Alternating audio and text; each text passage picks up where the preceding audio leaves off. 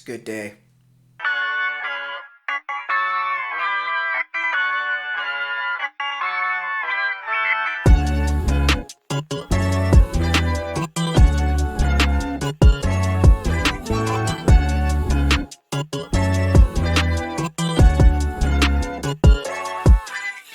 What's up, Broncos country? My name is Brandon Gilchrist.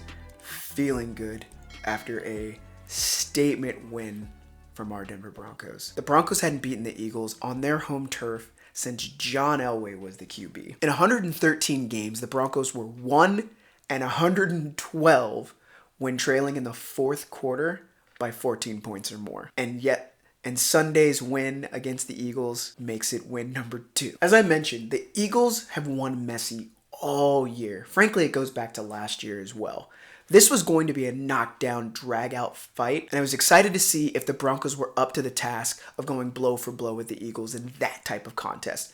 And they proved that they were. It came down to the fourth quarter and clutch play from Bo Nix. I don't care what anyone says, that dude is a gamer. The thing you can't measure is the competitor inside someone. It's the difference maker between somebody who's good and somebody who's special. It wills teams to wins. This team has a competitor at QB.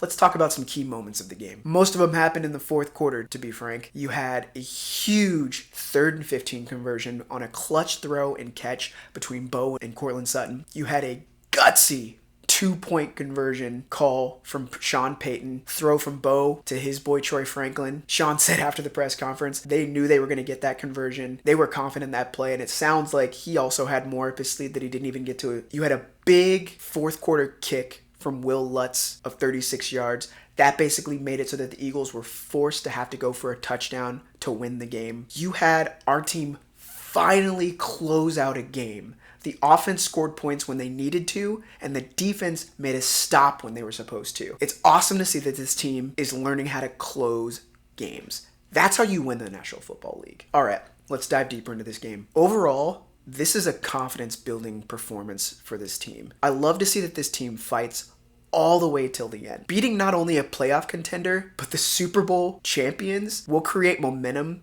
that carries you through the remainder of the season. I'd be remiss if I didn't say there's still some stuff to take away from this, the biggest being still way too many penalties. If this team can even just cut that in half, it will be a difference maker in this team barely winning and this team, frankly, dominating their opponents. Let's talk about this defense a little bit. Once again, this team was excellent on third down, holding the Eagles to 2 for 11 for 18%. It also meant they didn't have to face the tush push at all. It goes back to something DJ Jones said in a press conference earlier last week and saying, you know what? You keep them out of those third and shorts, and then you don't have to face the tush push. Well, that's exactly what they did. Zach Allen has been a difference maker in the trenches, but I think you really felt his presence in this game. He notched a half sack, 3 QB hits. He was pushing offensive linemen around all day, and once again put Nick Bonito in a position to notch more sacks. Speaking of Bonito, our boy got another 2.5 sacks on the day. That gives him 7 for the season. This man is on a tear in 2025. 7 sacks in 5 games. He's on a record pace at this moment. It'll be interesting to see if he can keep it up. For our defense, there were really 2 major plays that created some tension for this whole game. One being a big 52-yard third down conversion that frankly was frustrating that they converted on. The follow-up pass interference on Patrick Surtain right after that is what ultimately led this entire drive into leading to a score, and when my heart started racing. Another big moment for this defense was, of course, that swing route once again on a 47-yard pass or 42 or 47-yard pass to Saquon Barkley for a touchdown. Alex Singleton was late in reacting to the play, on top of the fact that Saquon did a great move to shake Alex out of his cleats, and there you are, touchdown. With that being said, this defense and Vance Joseph made some great adjustments in the half. They were doing a ton of man to start the game, and the Eagles were exposing it. They shifted to doing more zone and exotic dropbacks from Nick Bonito and some of the rushers up front that really started to confuse Jalen Hurts and had him hold onto the ball just long enough to start creating misses, culminating in this team capturing 6 sacks on the day. I feel like you also felt Jaquan McMillan's presence in this game. He had a PBU. He had a great sack towards the end of the game, right when it mattered most. Pat Surtain continues to do Pat Surtain things. I heard during the broadcast that PS2 now has gone 34, I don't know if this makes it 35 consecutive games of holding receivers to under 70 yards when they go against him, that's insane. Hufanga continues to be a terror, and I love it. I think the one thing that's really missing from this defense are turnovers. Interceptions, forced fumbles. Yes, we're getting to the quarterback. Yes, we're creating pressure, which is awesome to see. But that next level for this defense is really all about creating turnovers and giving that ball back to our offense. They get that, this team's going to be unstoppable. Let's talk about this offense. We stayed committed to the run, and look what happens.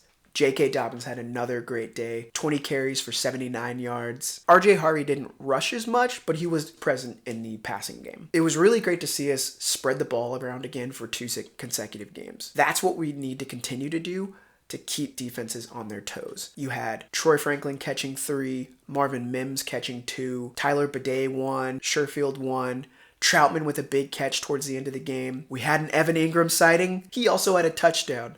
That was awesome to see him starting to get incorporated in this game. It's going to be exciting to see what they do in the next coming weeks here. They will not be facing as tough a defenses as they've faced with this opponent, so it'll be interesting to see how they open up the offense. There was another great game from Courtland Sutton. He had a big drop at the beginning of the game when Bo dropped it in the bucket, but other than that, the man came up clutch the rest of the day. 8 catches for him for 99 yards. 6 of the 8 catches that he made were against Quinyon Mitchell. Now, Next Gen Stats mentioned that Quinyon Mitchell hasn't allowed a receiver more than 2 catches or 49 yards in a game. That just puts an exclamation point, proving he is the reliable number 1 on this team. Have yourself a day, Courtland Sutton. Let's talk about Bo Nix. After a slow start, the boy turned on in the fourth quarter. Bo had a tough overthrow to Marvin Mims early on in the game. A lot of the game, he was working the outside. Defenses seemed to recognize that and trust that he wasn't going to be throwing to the middle of the field. He needs to continue to attack the middle of the field more and more,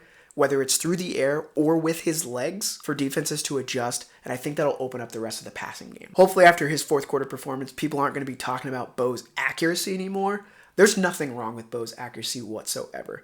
You're talking about a QB in his second year, a crop of young receivers, with the exception of Courtland Sutton, that are trying to get on the same page. Sometimes it may be Bo not putting it in the perfect place. Sometimes it may be a receiver not making a play. Right now, the dependable connection is Courtland Sutton and Bo Nix.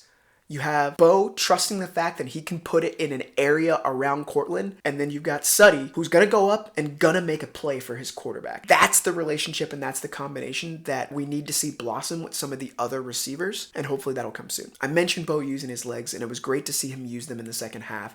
I still think there's an opportunity for him to use his legs more in the first half because it's a weapon for him. It's going to cause confusion for the defense. If he runs more, defenses are going to have to adjust, whether that's putting a spy, whether that's adjusting their coverage. It's going to open up things even more in the passing game. Now let's talk about that fourth quarter, y'all. Oh man, I am so excited for Bo. You have a lot of chatter that's out there, and I know they hear bits and pieces of it, but this type of performance is one of those that will shut those fools up. Fourth quarter, 9 for 10, 127 yards, and a passing touchdown.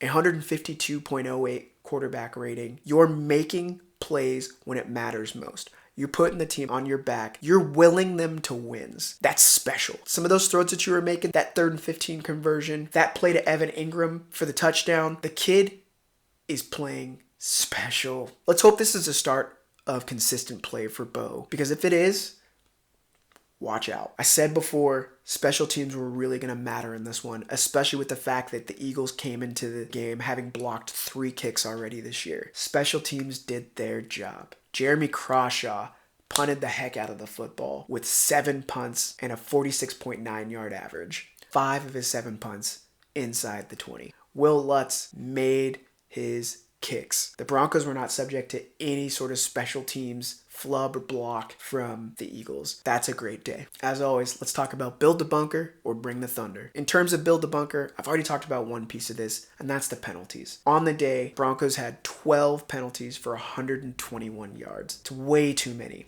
And it was impacting the game. Fortunately, the Eagles were having just as tough of a day. The Broncos have got to be more disciplined in the pre-stat penalty area. That's where a lot of these penalties are coming from. So they're hurting themselves. If you look back to the previous 4 games as well, this is how the Broncos are getting beaten. It's not teams beating them. It's them beating themselves. Could they be 5-0? Yeah. Are there some other teams out there that could probably make a similar argument? Maybe. All I'm saying is having 2 games come down to kicks at the end of the game, one of them being a penalty that was committed by the Broncos to allow a re-kick and a game loss, that's a win right there. At this point, this team has shown they can beat anybody. And it starts with reducing the penalties that they can control. The second one, when we're thinking about building the bunker, continues to be that swing route out of the backfield. Unfortunately, that's going to continue to be a vulnerability for us. It doesn't seem like there are many adjustments that we're able to make scheme-wise to address that. It's going to be the addition of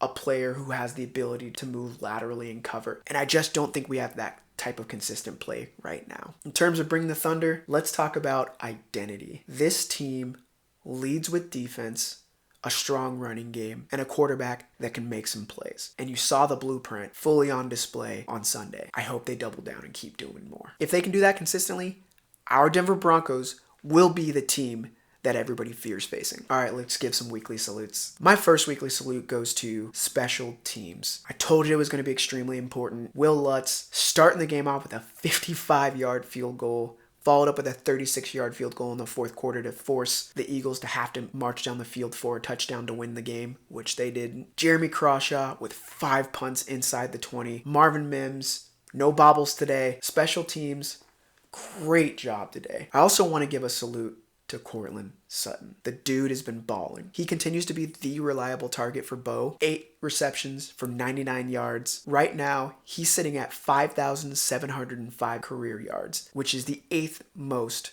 in franchise history for the Broncos. Great job, Courtland Sutton. Finally, I want to give a salute to Vance Joseph. The adjustments made in the second half were the difference maker in the Broncos securing a win on Sunday. Some of the exotic coverages and drops, like the dropping back of Nick Bonito, were clearly confusing Hurts, which then started speeding up his clock, which ultimately is where you started to see them not convert on third downs and missing throws. And the sacks started ramping up. Vance Joseph, you called a heck of a game, man. This team took a big step in being a playoff contender this week. This upcoming stretch of games is about refine the performance coming out of the game against the Eagles and make yourself a formidable playoff contender. Next up, the Broncos are playing a Jets team in London that is hungry for a win. They remain the only team this season without a win. And they're playing Aaron Glenn, a head coach in his first year who not only played for Sean Payton, but coached for Sean Payton. There's no doubt he's going to be motivated to get a win. I'm excited, Broncos country. This team did exactly what they're supposed to do. I know they turned heads on Sunday, and I'm excited to see where this team goes next. What were your thoughts about the game? Were you expecting a win? What would you like to see this team do in this upcoming stretch of games? Let me know in the comments. As always, be kind. Talk to you soon, Broncos country.